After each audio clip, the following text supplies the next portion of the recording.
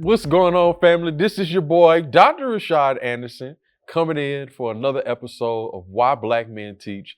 My guest today is somebody I consider an OG in education. 18 years in the classroom, a native of Sacramento, California, been in Colorado now for 7 years. And this is a man of many talents and hats. He has his own cartoon, probably one of the best chefs that I know, a stand-up comic. If you go into his classroom, one of the most brilliant things that you will see besides the scary behind tarantula is that his classroom is definitely one of a family environment. And so welcome, Mr. Benjamin Isaac. Thank you for being on the show, brother. Appreciate it. OG. Oh, so OG, I got to put my leg back up on my thigh now. It took me a minute to get Stay that clean all the time. I'm trying to. How you doing? I'm doing well. How you doing? I'm a little tired, but we're pushing it. Yeah, I hear that. We pushing it. I want to talk about the beginning of your journey into education. When you were a younger man, did you always want to be a teacher? Or if not, what was it that was the pivot in order to go into the classroom? So teaching is kind of like our family business. So I grew up, my dad was a teacher. My mom worked at Sac State, so she was on the college campus all the time. So I was always around education. Didn't want to be a teacher at all. I wanted to be a break dancer and and a rapper. That's what I wanted to do. And so I was fortunate enough to graduate from Howard University. Didn't immediately go into what I wanted to do. So I was actually working at Comcast. I did some production there. I used to shoot videos and commercials and produced a couple television shows. So I was just kind of messing around with production and stuff. And I actually came to teaching from the stage. I was a lead vocalist in a heavy metal band. And so one day I was just looking for a job. So I pulled up in the parking lot of this middle school, and I was with my 1-year-old son at the time. Truth was one at the time. And walked up in there. I was wearing jeans and a wife beater. It was like late August, early September. And I just walked in and asked them if they were looking for an English teacher. And because I had an English degree, I didn't have a certificate, but I had an English degree. And the lady said, as a matter of fact, the principal's in her office right now. If you'd like, you can go in there and interview. And I'm jeans and a white beater, got my 1-year-old son. And she interviewed me on the spot with my son on my lap. And by the end of the interview, she said, you got the job if you want it. Wow. So wow. That was it. That's an incredible, pretty story. Where did you first started teaching? What city, state? In Augusta, Georgia. Augusta, Georgia. Shout out to the 706. I keep forgetting you from Augusta. I'm from Augusta. Yeah. So what was it then? So you originally, your degree is in English, but not English education. No. So how was it your first few years in the classroom and kind of adjusting to the teacher life? It was crazy because there wasn't an adjustment period. It was that day where the principal interviewed me. And then I think Wednesday or Thursday of that same week, I had to enroll in the TAP program, which is an early alternative teacher prep program. And it was 2 days after the interview. I went to the TAP program Thursday because I think that was the only class that week. I went Thursday. Monday, I showed up at the school. The receptionist walked me to my room, said, "This is your room. That's your class. See you later." And she was out. And it was just like room full of kids just staring at me like, "What you gonna do?" And I had to figure it out. So first couple of years were probably bad. I gotta apologize to those kids because I probably really messed them up. But you learn. Right. Yeah. So. Yeah, I mean, most important thing is those first few years for everybody in the classroom kind of a little shaky. You just kind of adjusting to everything. Yeah. But for you, so you started out in Augusta, Georgia, and where did you go after Augusta? So from Augusta, I was accepted in Howard University in Washington, D.C. So from Augusta, no, I'm going back to high school. That's what happens to an old. From Augusta, 7 years ago is when we moved here. Okay. So yeah, from Sacramento to D.C., to Savannah to Augusta, and then here to Denver.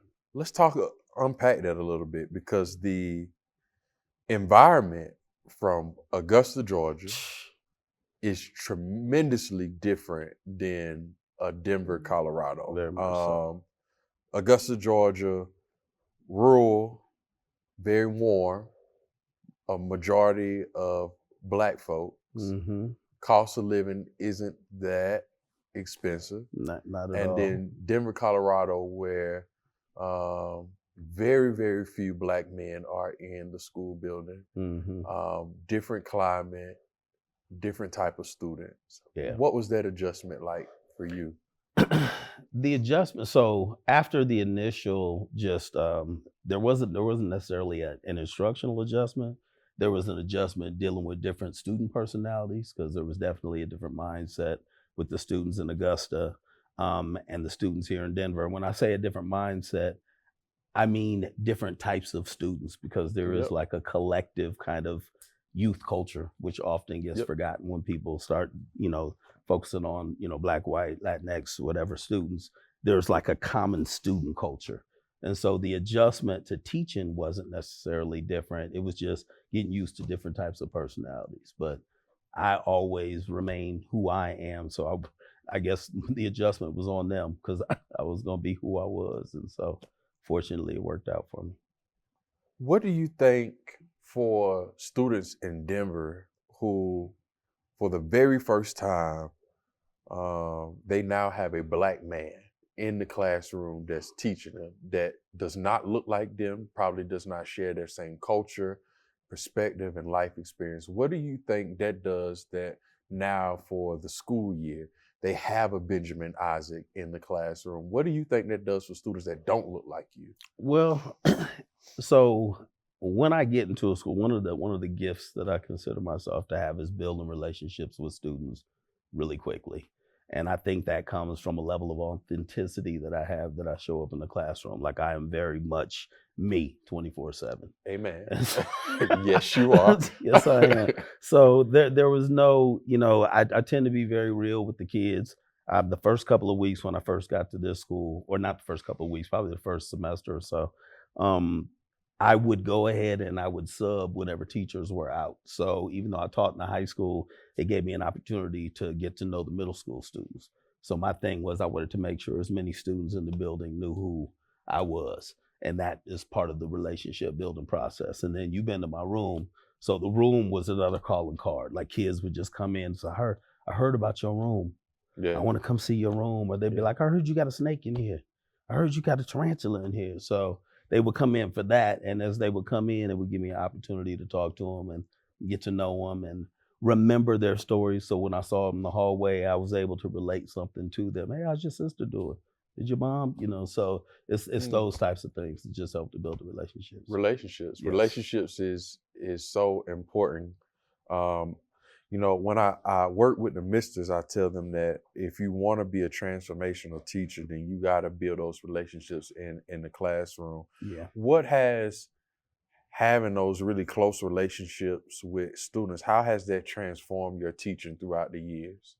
I don't think it's been different in terms of, well, let me start over. So in terms of my journey as a teacher, you definitely get better as you get more comfortable, and the more comfortable you get, the realer you're able to be, because everything is kind of on a routine and things tend to feel less rehearsed to the students. Yeah. So I can say that it's become easier to build relationships with them over the years. It's definitely still having to navigate different cultures. Students now at the school that I work at, I believe we have 33 different languages that are spoken. Wow. So at any given point, you could have 2 or 3 different languages in the classroom. Some more. I only teach a few classes because I coach the rest of the day. But some teachers have as many as 4 or 5 different languages in the classroom at the same time. So trying to navigate that has been a challenge, but it's been cool to kind of test my relationship building skills with students from different cultures and even students that don't speak English at all. So. Okay. Turning the conversation to your aha moment. I'm one of the ones that believe that teaching is a spiritual calling, Mm-hmm. that you often hear me say it's akin to preachers called to the pulpit. Mm-hmm. And there tends to be some moment in our careers or lives that is an aha moment that confirms that we are walking in our purpose and that we are designed to be in the classroom. Mm-hmm. When you think back on your career so far, what has been your aha moment that confirmed to say, Benjamin Isaac, I know I'm designed to be in this spot? Yeah, I think I would say in the 18 years that I've been teaching, I've had about 18 aha moments. I average one a year, and they kind of confirm that you're on the right path. The two most memorable ones, however, are the very first couple years that I was teaching at Murphy Middle School. There was a kid who had major behavior issues. Like he was always getting in trouble, always getting sent home. And one day I had a special ed teacher in there working with me, and one day I think they had gotten in an altercation, and he charged her, and I like hooked him up. So I hooked him up, put him down, and that became the reputation. Mr. Isaac will hook you up. Like don't think that you just gonna go in his class and do whatever. He'll snatch you up. And so that kid, we built a relationship from that moment. I guess there was some kind of respect thing there because he knew, hey, this dude ain't playing. And so he graduated and went on. And I want to say it was almost probably about 6 or 7 years later, I got a text message because I used to put my number on the board in case kids needed me for anything, because I had a lot of students. I had one student, I took him home one day to a abandoned house. I had another student who, that same student actually, went to go check up on him on Thanksgiving, and his mom, who was obviously high at the time, on the porch. The porch was full of empty beer cans. There was another gentleman on the porch, and I just told him to go get the kid. And he came out, and I was like, dude, grab your stuff, you coming with me. And he ended up spending Thanksgiving with us. So between those kind of moments as they happen. But Mike texted me, and he was like, hey, this is Mike. And I was like, hey, how you doing? And he said that he was at a private school and he was doing a lot better. And so I asked him, and this is the first time I'd had a chance to ask somebody who had graduated, did anything that I said to you help you?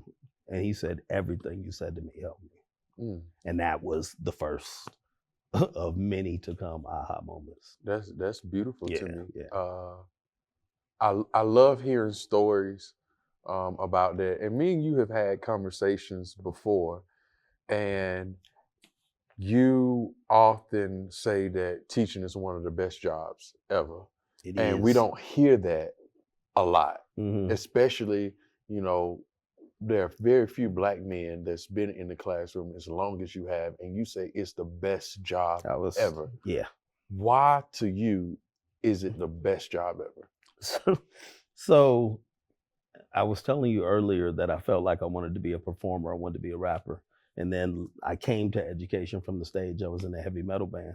So I had managed to convince myself that I wanted to be on stage and I wanted to be this performer, but I don't really like crowds of people like that. and in nightclubs or bars or whatever, because we were a heavy metal band. So it was like, you go home, you smell like cigarettes. I had dreads at the time. If you ever got smoking dreads, that is not a pretty thing. It's just, every time you turn your head, it's just like cigarette smoke slapping you in the face. But it was just, I thought that's what I wanted to do until I realized over the years that the stage was my classroom. Those song lyrics that I was spitting to the crowd were my lessons. I had a captive audience 3 times a day. I got to entertain them. I get to joke with them. I get to enrich them. I get to talk about them. It's fun. Like, it's fun to be in that kind of environment. And I think, like, I don't know if you familiar with Dick Clark, that might have been a little bit before you. That was like a you better talk not show. Say nothing crazy. No, that was a talk show person. Dick Clark. Okay, we gonna talk later. But I was born in '88 now. It was like the white version of Soul Train.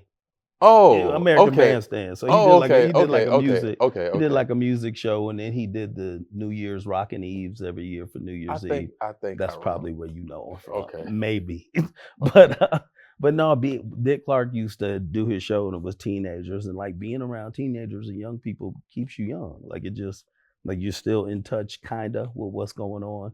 You get a firsthand view of what this next generation is gonna be like. It's just fun. It is. I agree.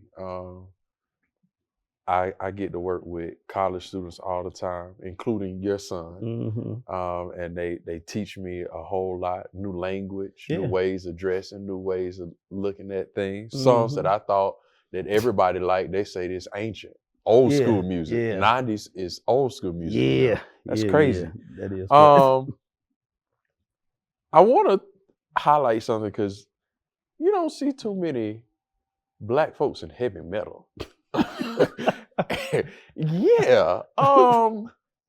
How did that happen? Heavy metal. That's not, that's a little rare. So I'm the kind of person that like I come up with I'm a very creative person, so I always have a bunch of ideas or things that I want to do. I'm very spontaneous. So like I'll jump on something and I'll go get all the stuff for it. And then by the time I buy the last little thing, I won't do it no more. so it's like, but there's a lot of things that have been throughout my life that I've done. I was in a music phase when I came out of Howard because a friend of mine, my friend Sean McCrae, we call him Poupon. Poupon and I had so many misadventures at Howard. Poupon. We call him Poupon. So black folks know they would give somebody no. a nickname. He got his name very legitly. So we used to go to the sandwich shop across the street from Howard, and we had ordered some sandwiches or whatever. And Sean Poupon was one of those kind of people. Like he had a cell phone in '87. You know, one of them big old telephone size cell phones with the backpack battery. Yeah. Like he had one of those, but it wasn't connected. He used to just carry it around. So he had a phone and he had a pager that wasn't connected. He turned it off and turned it back on so it beeped. So people thought he was important. What? But it was his like fake it till you make it stage. Okay. So he used to carry this briefcase around and he used to wear these shorts. They were supposed to be Louis Vuitton, but I think the V and the L was backwards. And so he used to walk around campus with this briefcase. And we went to go get a sandwich one day. And when it came back, this guy named Devray Kirkland asked Poupon, would you happen to have, because it was a commercial at the time, pardon me, sir, would you happen to have any Grey Poupon? Oh, yeah. And he reached in his briefcase and handed him a jar. So we just started calling him Poupon after. It was Grey Dijon Poupon, and then we shortened it to just Poupon because it was too much to say. But alas, I digress. Me and Poupon started this metal band. We answered this ad for these guys that were looking for musicians in Manassas, Virginia. And we drove up there one day, and they were just playing this heavy metal music, and we were just sitting there because we had no idea what to expect because we both rapped. Well, I rapped and wrote his stuff, and he just said them. But so we would get there, and we had this idea. It was like, wow, if we like mix this hip hop with this heavy metal, and this was before Limp Bizkit, this was before 311, it was before the Judgment Night soundtrack. Like nobody had ever done this before. And we were doing it in Manassas, Virginia. And I remember going to practice one day and the Judgment Night soundtrack had come out. And somebody had produced a soundtrack for the movie Judgment Night at the time. And they mixed all these really popular metal bands with all these rock bands. And we knew we had missed the wave by then. But it was like, okay, pretty soon it's going to be all over the place. So we did that. That's how I was introduced to metal. I was living with the bass player. I was fresh out of this historically black university, and I'm living with this craziest white kid that I've ever met in my life, this dude named Will. And Will used to chain smoke cigarettes and throw this butcher knife into the floor. It was like this crazy, it was a whole different experience. And they introduced me to all these different kinds of bands. White Zombie, I think, was the first one. We used to listen to Clutch and what was it, Jane's Addiction and all of that. So that's what kind of got me into the whole heavy metal arena. Okay, that's different. That's different because everybody you just said I completely don't know, you never heard of. It's a different kind of energy. It's oh, crazy. it is. Yeah, I kind of seen some videos. Is that like when all of like the kids are in the audience and they like throwing themselves, you talking punching the mosh pits? That's what that is. Yeah. That's Well, you sound real. older than me. That's So- real dangerous though. yeah. That look dangerous. Nah, it's so the crazy thing is when you're in that environment, it's like this kind of energy transfer. Like everybody is just there. It's actually crazy because you think that all that is violent, and like that crowd is some of the most peaceful folks. They don't go to, Okay. you figure stepping on somebody's shoe is nothing when somebody elbowing you in your jaw during a song. So like they don't get into fights. It's just matter of fact, if you get knocked down, they pick you right back up, and you just go on about your thing. So Oh, it's like wow. it's a cool energy release. Did Like the you shows are fun. did you ever like I saw the movie School of Rock. Did you ever like do the thing off the stage where you just jump in the audience and then they Yeah. carry you? They did that too? The crowd surfing. Yes. Oh wow. Everybody needs to crowd surf at least once in their life. See, this is Just why once. I say you have so many stories. It's the crowd surfing is that, yeah. Let's talk about another story. Let's talk about this cartoon that you have. Now, this Oh, cartoon God. is a little different because it's a educational cartoon in a way, but it's a little raunchy, but it still teaches. Raunchy. Or I don't know quite how would you describe your cartoon? Because you're a man of many, many talents. So the cartoon has gone through like it's evolved over the years or devolved. I don't know how you want to look at it, but it started off once again as a hobby. It's like, ooh, I want to make a cartoon. So I started going to get all the stuff. So I hired an animator from out of New Zealand who just really liked the idea of the project. And it was originally drawn after me. So because I'd always wanted to be a cartoon, so I had him draw me. And then one day my wife and I'd gone around the classroom and I took pictures of all of my students. And my wife and I laid in bed one Saturday just scrolling through the pictures, looking for kids whose faces just kind of jumped off the phone. And so picked about 12 of them, had the animator draw them up. And I just started writing these episodes based on stuff that was actually happening in the class at the time, language and all. So that's why the language was what it was, because I taught high school in the hood. I mean, that's real And though. it was it's very real. But it was educational because I would teach actual lessons during the episodes. So we had an episode about similes. We had another one about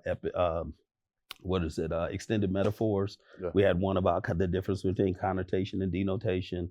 And so they were actual lessons. They were just hilarious because you had these kids just acting crazy and cussing in the classroom. The teacher was cussing back, and there were some roaches in the corner that used to do their little thing. It was just, bro, it's a hilarious cartoon, but I think that's what I respect so much about you is the authenticity, because a lot of times people think that when you become a teacher, it's like you got to be Mr. Rogers. You got to wear a suit and tie, or you got to have a polo on every single day. You got to play classical music, but you bring your own culture, your own interest into the classroom. And I think that cartoon is very educational because you're teaching lessons, but it's authentic because the reality is that when you go into a classroom, your kids curse. Yeah. They talk about the most raunchy the topics craziest stuff. Yep. ever. If you teach in the hood, you might see a few roaches on the side. An occasional roach. Yeah. Maybe tiny rodent, some bold pigeons. Oh boy. Some greedy squirrels. If you in the South, a few snakes. Yeah. Yeah. So, Yes. let's pivot. Let's talk about teaching and the negative stereotypes about teaching. We hear things that, oh, you better not go into teaching because you're not going to make enough to feed your family, the low pay, dealing with parents. Parents want to cuss you. Students, if you look on Facebook, students want to fight you. But you are one of the few people that just kind of reject that and say, no, teaching is worthwhile and it's lucrative. Yeah. Talk about that. Yeah. Just it being lucrative. Well, first of all that happens. It just is how you react to it. So with me going into a high school situation, they're kids. They're high school kids. I remember what it was like to be in high school. So you don't really expect anything behavior-wise beyond that. I never really had to deal with the fights or anything because I kind of set the tone at the beginning of the year that it's just certain stuff that I'm not going to do. And I lay the ground rules day one. It's like if I'm talking about you, if I'm roasting you, it's because I like you. That's how my family is. Like if you come around, if we talking about you, it's because we like you. If my grandmother, she was alive and she didn't cuss you out within the first 10 minutes because she didn't like you. And so that's just how we work. So once the kids know that, it's like, oh, okay, it's different. And then we usually play what's it, two truths and a lie? Uh-huh. And so I think we did three truths and a lie. I don't know, but I do the same pattern every year. And it's I once choked a kid to sleep. I once threw a kid through a window. I had a top 20 song on the Billboard charts, and I graduated from Harvard. The Harvard? The Harvard is the lie. Lord. so Okay. so after you lead with that at the beginning of the year, well, you got their attention. They're just like, let us hear some more about this. And then I explained all the stories. And I actually choked the kid to sleep. I told you I hooked him up, and he might have slept for a little bit when he went to, but he woke up. And then you got the kid in the window. We broke up a fight in the classroom. I grabbed him, pushed him up against the window. The window broke. Hand might have went out the window for a little bit, but he pulled it back in, so he was cool. And then the top 20 Billboard song. We had my heavy metal band actually finagled our way into a number 14 on the Billboard charts with our single Glitter Bomb. That's interesting. You're very, very, you have many interesting stories. Yes. What has been the most surprising thing since you've been a teacher that you didn't know before? Anything that surprises you about being a teacher? So learning just the different things about the kids, I think every year there's a new surprise or there's like something else that needs to be uncovered. There was a lot of surprises during COVID because there was a lot of misconceptions about what happened from a teaching perspective during the pandemic. We literally went home for, what was it, spring break. Yep. And didn't come back. Yep. And we were getting emails that we had to pivot. Like after that week, we needed to pivot. We needed to come back and be prepared to teach. And so that was a big surprise. And it was a challenge for me because I got to a point where the classroom managed stuff has never been difficult to manage a class. And so it was interesting to see how I would be able to relate to the students or build relationships and manage a class virtually. Like it's one thing when you're in front of them, you're a little intimidating and they're in your face. Another thing entirely when they're in these Google screens and it's like, can you capture their attention, build a relationship with them virtually, and still command, authority and respect through the screen? And so that was a test, and it was cool that I was able to overcome it. A lot of it was doing things that we were told not to do. But a lot of times education is like this really weird business where the people with the most power are farthest away from the product. Yes, I don't understand. And so you have like these students, it's the students, the teachers, then you have the admin, then you have all the people who work upper admin, then you got the board people. And you could get on the board by being a really popular mailman. Yeah. You'd get elected to get on the board and you've never taught ever, but you were making decisions that affect kids way down here. And then they have the model messed up. So it's like the demands come from here and they filter down to the teacher who has to deliver it to the student. When in actuality, be more effective, it filtered the other way. Correct. If you find out what they needed, it went through the teachers. We let admin know. They told upper admin what we needed, and then they shot it off to the board. And it would make a whole lot more sense and it'd be a whole lot more effective. But like we say, when you teach in the hood, the system is designed to do exactly what it's doing. Oh, I agree. I think about like the current state of politics that we in. And if you turn on the TV, you see the U.S. Department of Education potentially being dismantled and led by somebody that's never had any involvement in education. If you hear about DEI, and now it's diversity is a ugly word. What do you say of why institutions and school districts must still be committed to diversifying our classrooms? because our classrooms are going to be diversified regardless. If you don't diversify along with the classroom, then you're going to be a really ineffective teacher. Like I told you, we have 33 different languages spoken at the school. And a lot of those students won't even really communicate with you, even if they can. Even if they got some English in their back pocket, they'll speak their own language for a whole semester before they build a relationship with you. And then out the blue, it's like, hey, mister. And it's like, what? This this whole time, really? That's what we're doing? So it's like you have to be able to maneuver in and out of cultures and be open to different cultures, because one of the things that's a continual lesson as a teacher is there's a lot of things from different cultures. I, as a black man, when I speak to somebody, I want them to look me in the eye. Some cultures don't do that. Correct. Yeah. And so I jump into it and I'm like, you look at me. And they're like, no, like we don't do that. And so you have to be aware of those types of things, just how different parents come in, so you just have to constantly adjust. So I don't know if there's ever going to be an effective teacher that completely dismisses DEI, because it's not something we do, it's who we are. Yeah. Like I am that. That's what I am as a teacher. I don't go into the classroom and put on a front while I'm there. I go in there, I'm who I am. Sometimes that works, sometimes it doesn't, but you know who you're dealing with. And that's what I think builds the relationships with the students. So you could say, oh, we're doing away with DEI. You can't stop me from being who I am or delivering my instruction the way that I deliver it. Mm. As a father, both of your sons are will be in the classroom. One is in the classroom now. One is training to be a teacher. How does that feel to you? Well, my oldest son got out of education, so Okay. he's not. Truth is, heading off to. I think he's gonna. What is it physical education? Elementary. Elementary. He's Yeah, gonna it's be one with of them. so he's gonna be with the little kids. That should be interesting. I'm gonna love that for him. But it kind of, I kind of followed in the footsteps of my father, and it wasn't purposeful. It wasn't like, oh, I want to grow up and be a teacher, because I wanted to be a dentist, and then I wanted to be a doctor, then I wanted to be a lawyer, and then I just wanted to graduate. That's how I ended up with that English degree. And so I didn't do this on purpose. All of these are like intelligent, well thought out accidents.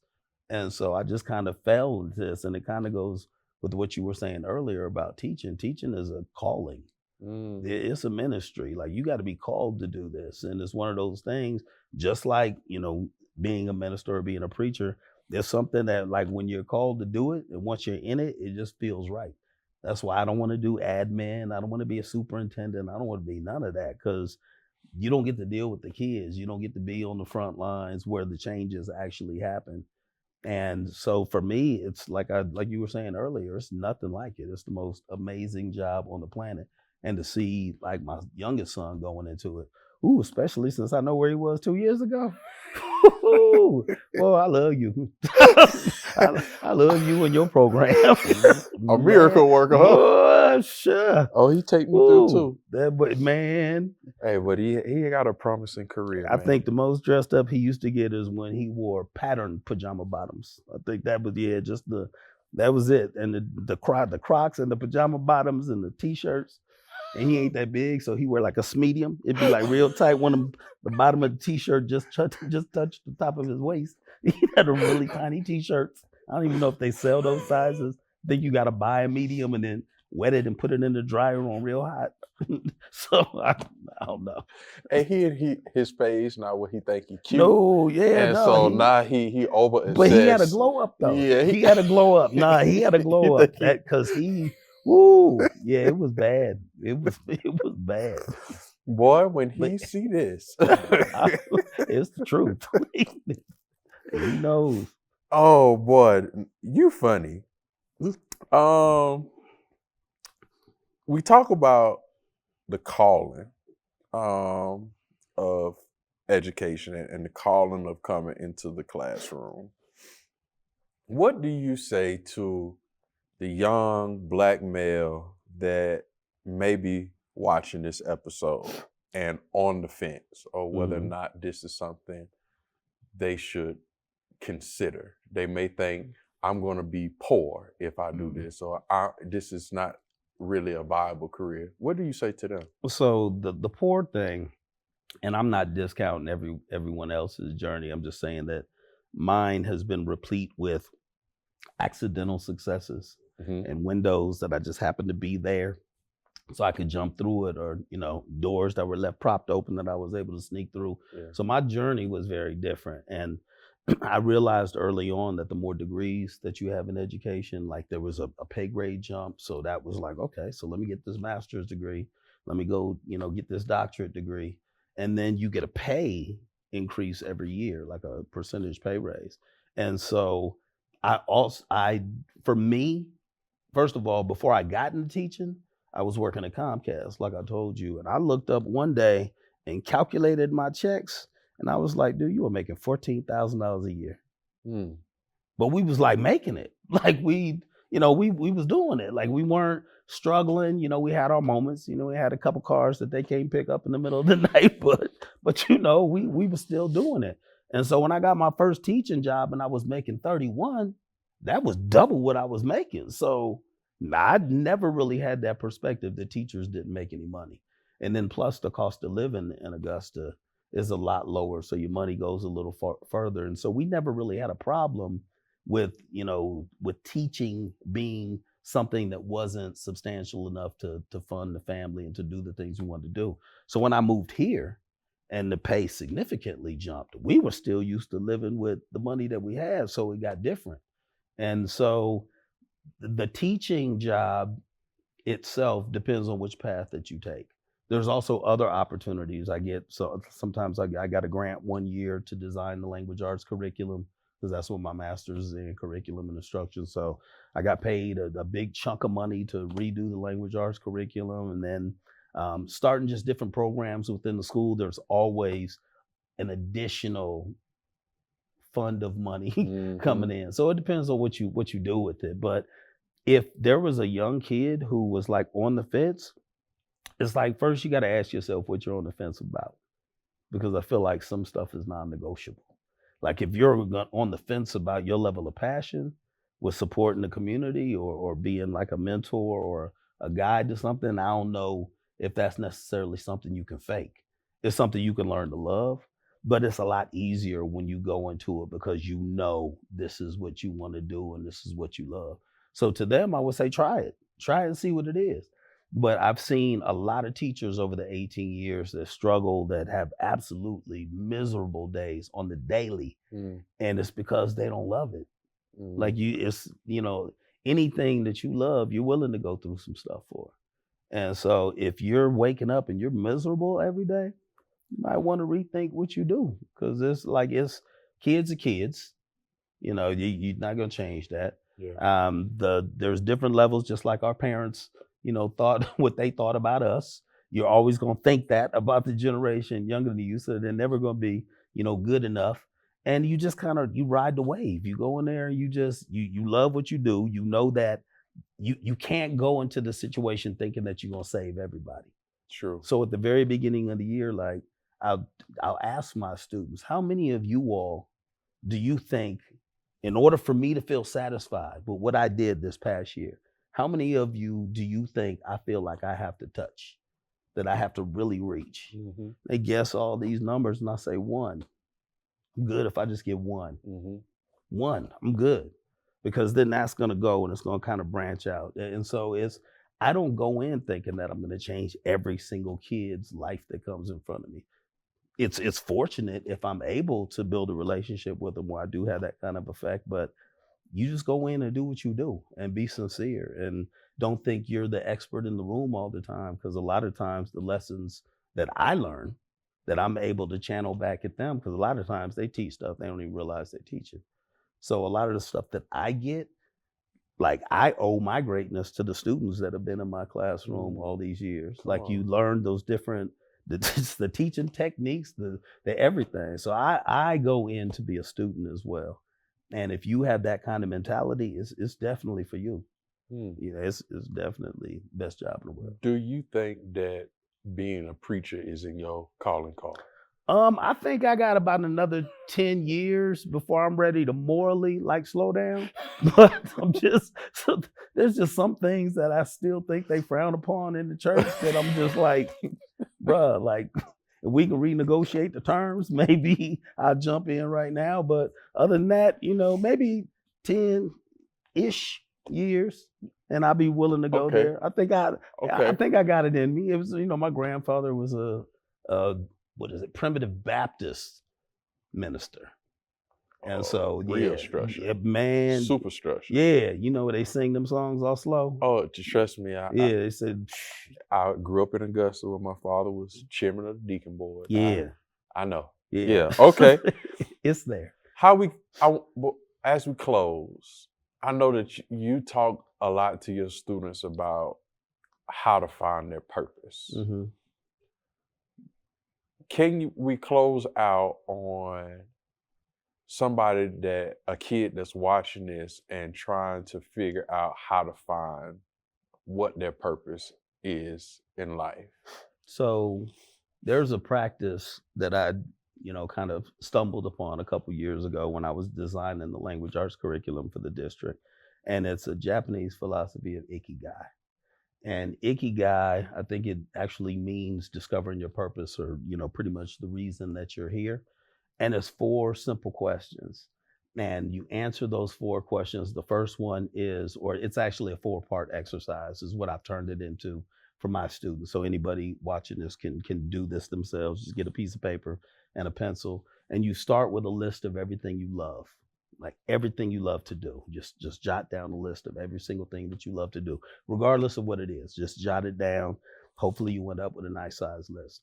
Then from that list of things you love to do, you mark all the things that you're good at. Sometimes you love some stuff, but you ain't no good at it. So you take the stuff that you love and you mark all the things that you're good at. From those leftover things, you highlight all of the things that you can make money doing. So then you have those things highlighted. And then from that list, you underline or you circle the things that benefit the community. And once you've identified what you love, what you're good at, what you can make money doing, and what benefits the community, that's your purpose for being here. You have a natural gift. You love it. You're good at it. You make money doing it, and it benefits other people. That to me is being successful. Like if you get to wake up every day and live in that, man, money will come. Or the money won't matter. True. This has been an episode. I appreciate you coming out and being on the show. I think a lot of themes that we can take from the show today. This is one of the best professions that you can go into. Oh, yes. And that it certainly is a calling. And thank you for what you do. Appreciate it. You are one of the country nation builders. I really believe that. And this is the reason why we have the show, Why Black Men Teach, because we need to elevate more voices and stories like yours so that other potential teachers out there, something can reaffirm to them that I am on the right path and this is something for me. So Yeah, I definitely. appreciate you. Cool. This was the funniest show I ever had too. It was funny is when I try to stand up after having my leg propped up like this for 45 minutes and I fall on this table. You was funny. So, Anywho, this has been another brilliant episode of Why Black Men Teach. Thank you for tuning in. Make sure that you click that button right below to subscribe. Take care of yourself. And hopefully we continue to elevate these conversations. If you know somebody that may be on the fence of going into education, make sure you share this video. Till next time, I holla.